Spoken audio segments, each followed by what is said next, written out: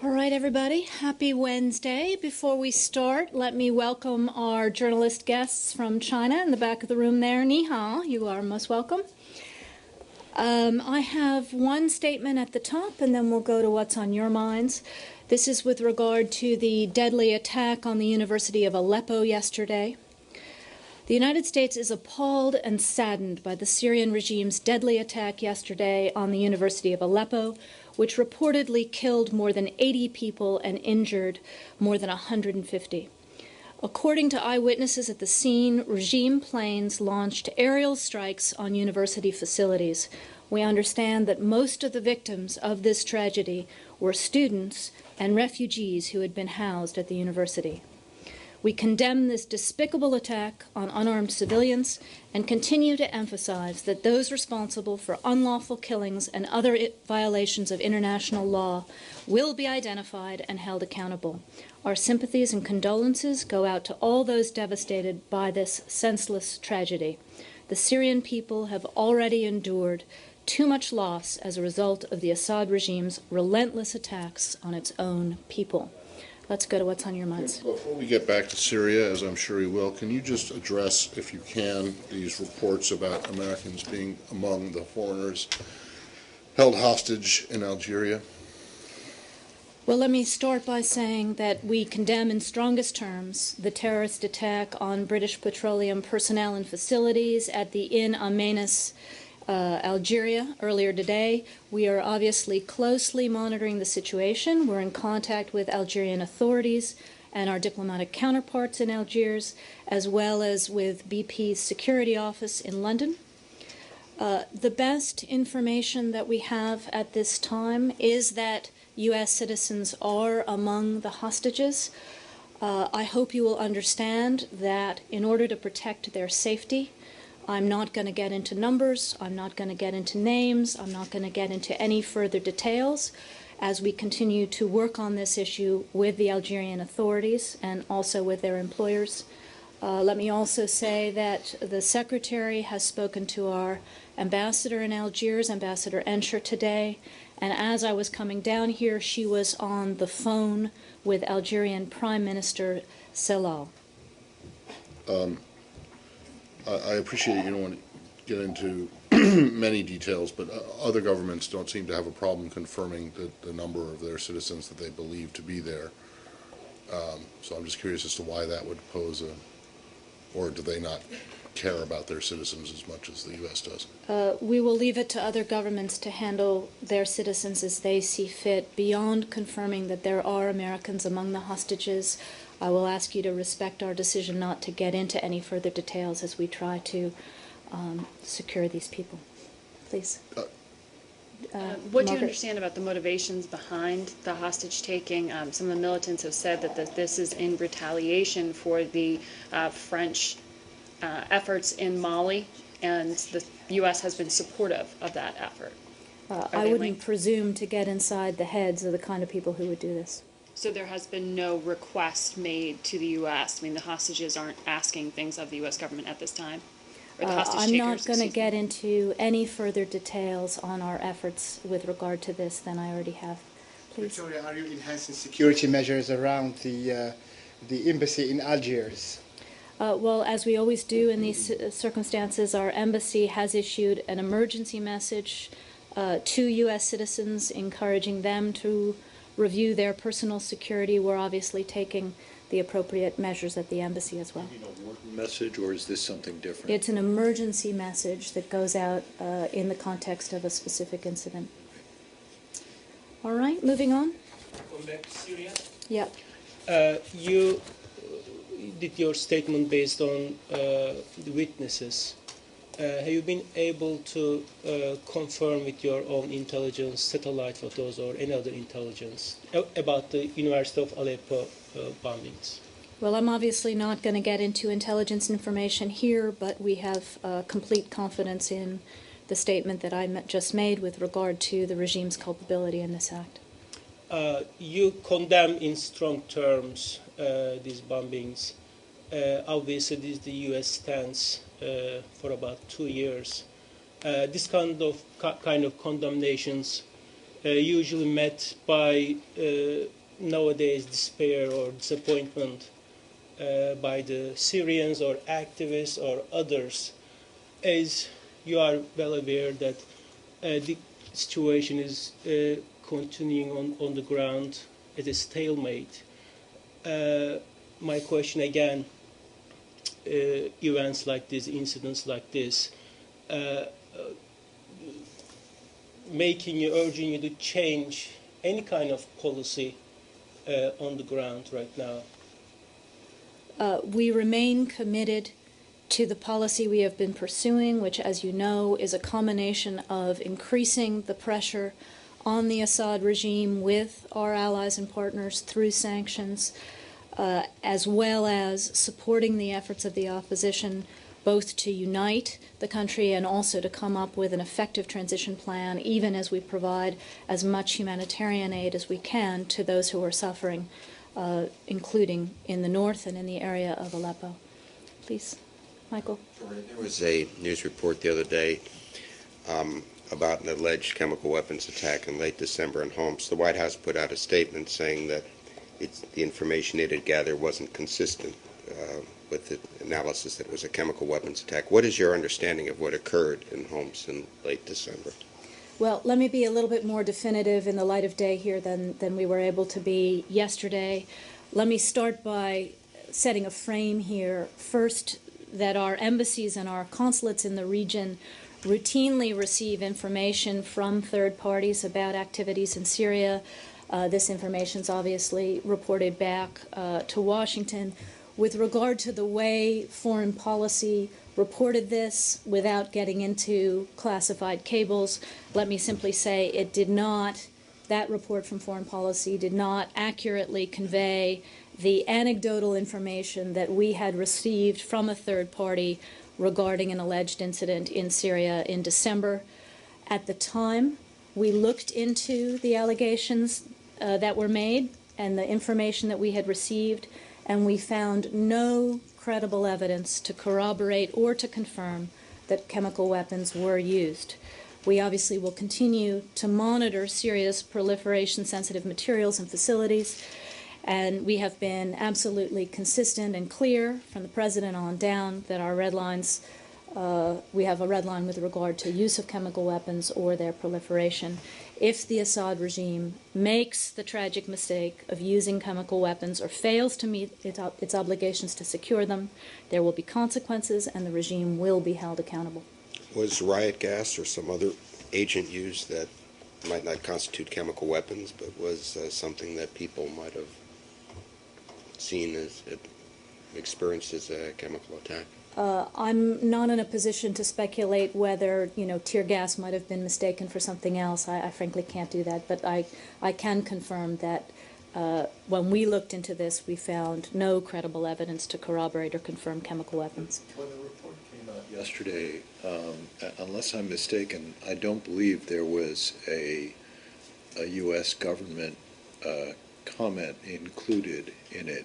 I mean, if when foreign policy came to you, as I imagine they did, and asked you about this, did you not see fit to try to knock it down before it exploded? Well, as you know, who was up last night dealing with this? I know I wasn't. yeah, exactly. Let me just say that when the report first started circulating, first of all, it was based on a classified cable. The White House did put out some information that was endeavoring to knock it down. As you know, sometimes it takes us a little bit of time to assemble all of the information that we had at the time. So that is allowing us to be even more definitive today than we were last night with regard to the backdrop for this. But, it is a responsibility of our embassies and consulates around the world, no matter what kind of anecdotal information you have, to report it. That doesn't necessarily mean that either at the time or over the longer term it is considered credible by us. Just two brief ones on this. One, when you said at the time we looked into the allegations, this is before the cable arrived, or if you don't even want to admit the existence of a cable, was it contemporaneous with the public reports that were coming out shortly after Christmas?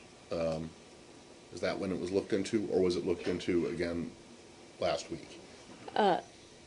Without getting too much into classified details, suffice to say that we are permanently monitoring the situation with regard to chemical weapons in Syria. When this particular message came in from Consulate Istanbul, we took it seriously, as we do with all such anecdotal reporting, and concluded at the time that we couldn't corroborate it. We haven't been able to corroborate it since either. Okay, and Okay. can you say, secondly, the reason that you're able to be more definitive today than last night is that, I'm asking this, but is it because things have been declassified that you're now able to talk about that the administration might not have been able to talk about publicly last night? Suffice it to say that there was intelligence involved here, and that always takes us some time to work through when it has to come to the podium. And then my third one is, do you have any reason to believe, forget about this incident, that the regime has used chemical weapons? No. Here or none? None. My question is that it was asserted time and again in the past that when the regime uses chemical weapons, you will know for sure. You have your ways and so on, whether from this podium or others. Why would something come out on the basis of anecdotal information and then be posed out as evidence in this case? I can't speak to A, who would have spoken to a journalist about a classified cable, and B, why the journalist would have printed something that was 3 removes away from us and anecdotal. You'll have to talk to him. Okay. Please. Just follow up again. Last week, the Joint Chiefs of Staff Martin Dempsey said, quote, the U.S. can't stop Syrian chemical weapon attack, or the act of preventing the use of chemical weapons would be almost unachievable. Is this your stance, that there is nothing basically you can do to stop using chemical weapons by the regime? I haven't seen the quote that you're citing, so I'm not sure about its accuracy. We have made absolutely clear in a deterrent capacity that there will be consequences if this is either used or if control of it is lost by the regime. Beyond that, I'm not going to get into intelligence information here. Sorry, I just Yeah. want to follow up a little bit. The Foreign Minister of Russia, Mr. Lavrov, said that they are confident that whatever weapons are in 2 locations. Do you concur? Do you share information with them on the storage facilities of chemical weapons? Well, I will say that we do work with a number of countries around the world to compare information and monitor the stockpiles in Syria. We obviously have had conversations with the Russians and others on this issue in the past, and we will continue to do so. I'm not going to get into the details of intelligence information here. Okay, if I may follow up on this point. Yeah. Like the Iranian nuclear program, it is alleged to be spread over dozens and dozens of sites. Do you feel that the chemical weapons in Syria are also spread over dozens of sites? Again, I'm not going to get into classified information with regard to the chemical weapons program in Syria here. Please. Syria and Iran have agreed a 1 billion credit facility between their banks. How do you view this agreement? Well, you can imagine how we view it, Michelle. We've been concerned for more than a year now about the Iranian regime's aiding and abetting of the Assad regime, whether it's in financial terms, whether it's in terms of military training, whether it's in terms of material support. The Iranian government's position has showed its complete disregard for the lives and the well-being of the Syrian people, and they are continuing to pursue this bankrupt policy that is endangering not only the Syrian people but the region as a whole. Before we leave Syria, sorry, go ahead. Well, I just want to go back to Arshad's point for a second, because I am a little confused, because it does appear that there were several hours where this report was allowed to fester, well, fester might be the wrong word, it was allowed to circulate and continue to be unchallenged. If, in fact, it was the opinion of the administration, why did you not get in touch with the people who published this and tell them that, it was wrong and that that they needed to fix it, and have you since? Well, Because I think the story continues to exist without, as far as I know, without any any changes to it. Well, I'm not going to get into how we work with individual journalists. I don't think if you were on the receiving end of that, you would want it sprayed out from the podium here. But as we have often said in working with various, can I finish? Yeah. With various of you, sometimes we ask for more time to get our ducks in a row, and sometimes we are granted that by members of the Fourth Estate, and sometimes we are not. So we were able to give the response that we had last night, but I am able to give a more full answer here today, and had the journalist waited for a more full answer, he would have had it. Well, but that would have entailed waiting until today, correct? Correct. Well, that's not really why couldn't you have gotten your, and I don't want to get into your personal, or whoever's personal dealings with the reporter or the publication in question, but it just seems to me if they weren't told, if you weren't able to tell them what the actual truth about it was, I'm not sure why you singled them out. The publication wasn't named in the original question. You brought it up, and you seem to be trying to cast. I think you're. Well, I'm just trying to figure out why the administration, on something as sensitive as this, and which would have such profound foreign policy and military implications, wouldn't make the strongest case possible, i.e. the case that you're making this afternoon, last night. Or even the line that you guys put out last night, which was something of a knockdown, although not as definitive as the one that you've given. Guys, I think you put your finger on it earlier. Sometimes there is classified information involved that has to be worked through before we can talk about things publicly. We had asked for some time. We didn't get that time. We were able to do what we could last night, and we're doing more today. That's all I've got on this one. Just one more on Syria before we leave Syria. I just wanted to advise that yesterday Secretary Clinton had a chance to speak with Syrian Opposition Coalition President Muaz al-Khatib. This was her first conversation with him. As you know, she had hoped to see him at the Friends of the Syrian People meeting in Morocco. Deputy Secretary Burns made that trip in her place, so she wanted to open a channel of direct contact with him. They obviously discussed the latest developments in Syria. She conveyed our continuing support for the work that the Syrian opposition coalition is doing to try to unify the opposition and to work on a transition plan. She particularly commended the work that they've done to stand up an assistance coordination unit, which we and other governments are working closely with to try to channel our assistance to better meet the needs of the Syrian people. She also took the opportunity to reiterate her invitation for the SOC leadership to visit Washington in the near future. Moving on. Yeah, still in Syria? Yeah. Following up on Michelle's point on apparently the loan, the Iranian loan to the Syrian government, is that an indication that the Syrian regime is rapidly running out of resources to sustain itself? Well, it is certainly our analysis that they are rapidly running through the reserves of the government to fuel their brutal campaign against their own people. And, this is just further theft of the patrimony of the country in a desperate effort to stay in power. So they are reaching out to the few friends they have left, Iran being the main supporter for cash now, and it's, very clear what's going on financially there. And lastly, have you had a chance since yesterday to look at more clearly at what happened at the University of Aleppo and who's responsible for the attack on the University of Aleppo? I'm not sure which particular incident you're talking about. There was an attack yesterday at on the university where apparently dozens were killed. Were you not here at the top when I read out our statement condemning that attack? I understand, but do you have a clearer picture as to who's responsible for it? We believe the regime was responsible through aerial attack, as I said in the statement. Please. Although it falls under the regime's control. You're talking about the bombing of Aleppo University. Yeah, I think we were pretty clear in the statement that I read out. Please. I just need to clarify two things on the Algeria.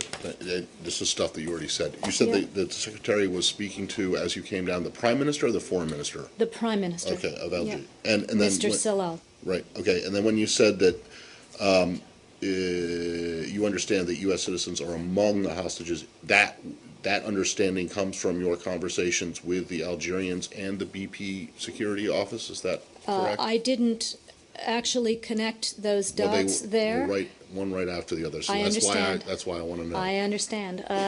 What I said was that our information is that Americans are among the hostages. Yeah. And then I went on to say that we are in contact with Algerian authorities, with our diplomatic counterparts in Algiers, as well as with BP's security office. Okay, well, actually, I think that you said you were in contact with Algeria and the BP before you said we understand, but I might be wrong. But anyway, I just want to clarify. Can you say how it is that you understand that Americans are among the hostages? I'm not going to get into any further detail here. One more quick on Syria. I know you talked a little bit about Turkish delegation yesterday, Piri meeting. Is there any way you can tell us a little more? We know that Syria was one of the main topics discussed yesterday. Well, Ilhan, I think we did a pretty full readout of that set of meetings. As you know, we spend a lot of time working with our Turkish allies on the situation in Syria. We talk about the full range of issues, from the humanitarian situation inside the country, the humanitarian situation in Turkey and the support that Turkey needs. Obviously, we're in the process of deploying the Patriot batteries in Turkey to protect against missiles from Syria. We obviously are working on assistance to the opposition, on strengthening the opposition's transition plan, and in supporting Special Envoy Brahimi. So you can be sure that all of those issues came up. You released a fact sheet last week about your humanitarian aid. A report released by the Migration Policy Institute a couple of days ago was also arguing on this point about humanitarian situation. One of the responsible people from this institute, Ambassador Mortowitz, was talking about that the U.S. spent about $200 million, and country like Turkey spent about $1 billion US dollars. Do you think 200 millions over this kind of misery, about millions of people, lives up to the U.S. Government humanitarian aid? Well, first of all, we're over 200 million now. It's close to 220. We are the largest international donor to the UN effort. We are continuing to look at how we can continue to support the UN going forward. We are obviously all in the international community enormously grateful to Turkey, to Jordan, to other countries that are providing refuge for those fleeing the conflict in Syria. We have throughout this been working with Turkey bilaterally as well to provide all support that they may need, and we will continue to be prepared to do that. Goyal? India? Sorry, were you still, Samir, on Syria? Yeah. On the Secretary's meeting with the Saudi Minister of Interior, did you talk about it earlier? I did not. Can you give us a readout, please, about the talks? I don't have much beyond saying that His Royal Highness was here for a round of meetings in Washington. He comes regularly. That it was a good opportunity for the two of them to discuss all of the hot issues in the region, as they always do. Goyal? India. Yeah. Madam, there is still anger on the streets of India and also in the Indian military as far as the tension between India and Pakistan on the Kashmir border. What military is saying now, enough is enough, and they have given a last and final warning to Pakistan, but also they are demanding the remains or the heads of those Indian soldiers. But what people are saying, and political system in India is now under pressure for the first time in 63 years since its independence, that again, enough is enough with Pakistan, and India should have the right and should go inside Pakistan against those terrorists who are hurting and killing Indians inside India, and those terrorists are wanted for a long time. They are inside Pakistan as far as Mumbai attacks and on the border attacks. What is the U.S. reaction on this if India has to go and attack those terrorist sites inside Pakistan? Our view on this, Goyal, has not changed. We've talked about this a number of times over the past week. We are concerned about the spate of violence along the line of control. We are encouraged, though, that senior levels in the Indian and Pakistani government have been talking directly about how to calm the situation and how to address the concerns. We were happy just in the last 24 hours to see both governments recommit to dialogue as the right way forward on this, and that's what we support. Pakistan Foreign Minister Madam Kaur was or is still in New York. If anybody had any talk with her as far as this situation is concerned? Well, I think I mentioned yesterday that her senior meeting with U.S. government officials was with Ambassador Rice at the UN yesterday, so I'll refer you to U.S.-UN for a readout on that. And one on Pakistan, if you don't mind, please. Yep, last one. Go ahead. Situation is very bad in Pakistan, and what people are saying in Pakistan, the news media and the analysis, that the situation goes back to during General Musharraf's takeover military rule in Pakistan. Also, many people say in Pakistan that it may be linked to 1971 when Bangladesh was created. The situation is so bad that and Prime Minister of Pakistan is going to be arrested by the on the order of Supreme Court. What do you think? What is the future of political system in Pakistan? And now, for the last 5 years or more, this government has been going on as a democracy in Pakistan. Well, as you know, Goyal, we had quite a bit to say about this situation yesterday. Fundamentally, this is an issue for Pakistanis to resolve. They've got to resolve their internal political issues in a just and transparent way. Just to say again, Pakistan has an established electoral process. It's outlined in the Constitution. That needs to be respected. And we support civilian democracy in Pakistan going finally, forward. Just quick one, because Goyal, of this... you really got a lot today. We need to let some of your colleagues have an opportunity here. Just quick one. Because of this strange situation, because I'm worried about Pakistan, because of attack to the people there and here, what I'm asking you, do you fear another military coup because of this ongoing situation and demonstrations? I think I just stated our view that this needs to be solved democratically and under the Constitution. Please. Thank you, ma'am. I have a simple question. Yeah. It's simple after the complex questions that Goyal put forward. Very complicated. Yeah. And the latest is that Pakistani Foreign Minister, who is in New York, she has offered India and she has proposed that foreign ministers of the two countries should talk out this situation and address this latest tension in Kashmir. What is your reaction to that? We favor dialogue between India and Pakistan on this issue in any and all channels that both governments consider appropriate. That's the right way to work through this. Lalit? Have there been any other phone calls from this building besides that being done by the ambassadors? You mean with regard to the line of control Yes, issues? yeah. I think I mentioned that both of our ambassadors have been active, Yeah, our ambassador in Delhi and our ambassador in Islamabad.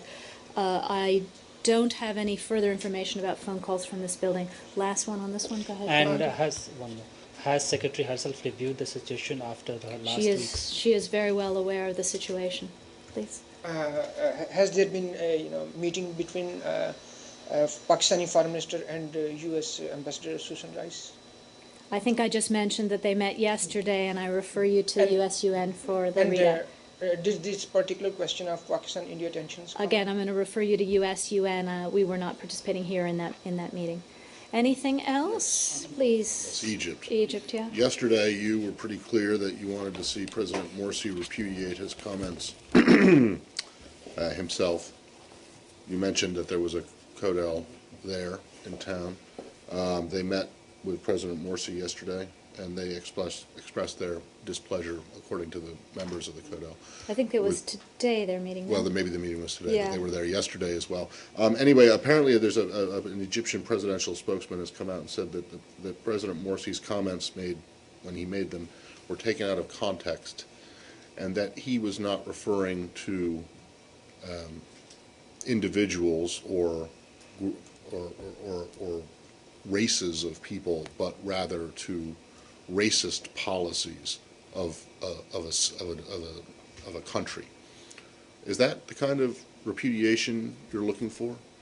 I'm going to say to you, Matt, that I frankly haven't seen what President Morsi's spokesperson has said. Right. So let me nor have I had a readout on the Kodels meeting with him. So let Okay. us just pledge to you that we'll get an update on Egypt for tomorrow. Well, okay, but, if that's what... Let me if see if we that's have what- anything further to share If today. that's what, I mean, if that's what they're going to say, and they think that that's case closed, basically, is that your view? I mean, would that be a sufficient repudiation for you to no longer have concerns about the statements? Again, I haven't seen it, so I can't, Well, evaluate it, nor you're have not I gonna had a chance. trust me on this one?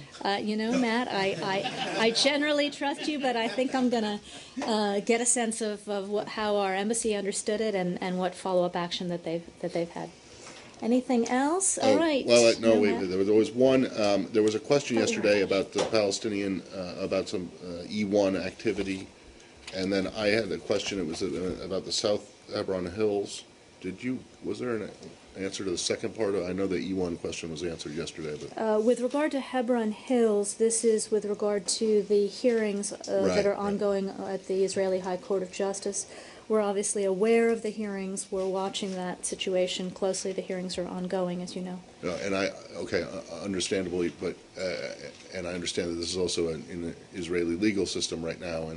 But do you have any opinion on whether these evictions are legal or even would they fall under your the category of unilateral action that would be a provocative act? I don't think it's going to be appropriate to comment here on an ongoing legal case in Israel while it's ongoing. Please. Is there any current engagement for Mr. Hale with the Palestinians at the present time? Well, as you know, he was out in the region I understand. last week. He had a full round of consultations, including having a chance to see President Abbas. He obviously stays in permanent contact with his Palestinian counterpart by phone, but I don't have anything new to share there, Saeed. Margaret, did you have something? No? Okay. Yeah? Just looking at some of the things coming out of Algeria right now, when you confirmed that there were Americans among those taken hostage, there are also reports of fatalities. Do you have any reason to believe that Americans are among those? I don't have any information on fatalities at all, Margaret. I'm sorry, and I don't know what's happened over the last hour while we've been here together. Lily? Chief Justice issue, do you have anything to add to it? The new Chief Justice has taken over, and following from the yesterday's question, would it have any impact on the U.S. aid to Sri Lanka? We talked about the successor yesterday. We did look into the assistance situation. Just for your records, U.S. government assistance for FY 2012 for Sri Lanka was $27 million. This included $13.3 million in bilateral assistance programs, which primarily were related to peace and security, human rights, economic growth, and democracy programs. We have a 2013 request for $16.5 billion for Sri Lanka in the same million, what did I say? Million in bilateral assistance for Sri Lanka. Frankly, Lalit, I will say that it is too soon to say what impact the actions will have on our foreign assistance for Sri Lanka going forward. And have you received any response from the Sri Lankan government explaining why they took such a measure? We are obviously in contact with them. I would not say that the explanations are satisfactory in terms of protecting democracy. Just so you're clear, when you say the actions, you mean specifically the impeachment of the Chief Justice? Correct. Thank you. Correct. I had to clarify one more thing, not on Algeria, but this one on Syria and the chemical weapons report. You said that at the time of the incident or shortly thereafter, which is roughly the day or to the 23rd of December or to the end of the year, you conclude, or the administration concluded, that there was not evidence or that there was no reason to think that chemical weapons were used. Was the cable, as I understand it, and the cable in question arrived in Washington after that, and much more recently, like last week. Was there a reassessment of the initial finding, of your initial judgment, after the cable was received? what I have is that we looked into the allegations at the time that we received the information, and the information was received in a number of different ways, including earlier, and at that time we found no credible evidence to corroborate or confirm that chemical weapons were used. Okay, so just to be clear, when you say, when you first got the information, does that include the time that there were media reports and other things that were We're slicing the salami awful thin. If I have anything more on No, the I'm just trying to timeline. figure out that did the cable that you got from Ankara, from Istanbul, did that cause anyone to go back and look again to see whether the original assessment might have been wrong, or it might have been there might need to be changes? I don't have any evidence to indicate that the initial assessment was wrong. Okay? No, I wouldn't be using it today. If I understand, but there's no indication. But do you know if it was looked at again? In other words, by the time this cable arrived in Washington, this had already been looked at and dismissed. Is that correct? I don't have a precise timeline. I know that there was initially some email information, then there was a formal cable. That happens a lot. How much time elapsed between and when precisely we looked into it, I don't have a tick-tock on that for you, Matt. I can look into it further if you'd like. What I will tell you is when we received the information, we looked into it, we determined it was not credible. So I guess the question is, and this is, if you could get an answer to it, that would be great, is that when the cable arrived, was it already known, the cable now, why is the physical cable of that much interest as compared to when the information arrived? Because that was what the report was based on. Okay, let me see what I can... So I just want to know and I don't know if you can answer it or not, but by the time it arrived, had it already been concluded that what it described, that there was no evidence that this was a chemical weapons attack, or was that conclusion made after the cable? I'll see how finely I can slice this piece of salami for you, Matt. I don't make any promises. Okay, Lalit, Goyal, I think we've exhausted our topics for the day. Thank you very much.